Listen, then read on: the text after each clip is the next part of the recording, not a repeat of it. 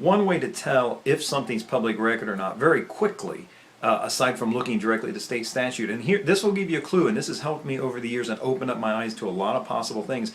If it's in the media, now if you've seen it on the TV news, if you've seen it in the newspaper, for those of you who are under however many years old, a newspaper used to be where they print out part of the internet and bring it to your house.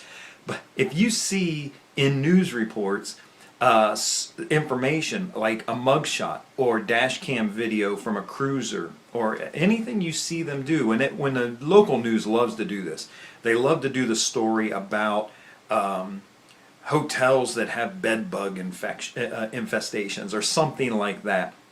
And all they're doing is going to the Department of Health, for example, and requesting bed bug complaints or the inspector's complaints. And sometimes they can be on a fishing expedition.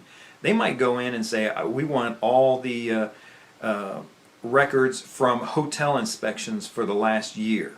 And they may just paw through them, have an intern do it, a reporter might do it, and say, boy, we're really seeing a lot where these elevator inspections, they just seem to get waivers on them. They don't quite pass, but the city will let them, they'll give them 6 months to fix it. And then they'll do a big story about how unsafe hotel elevators are.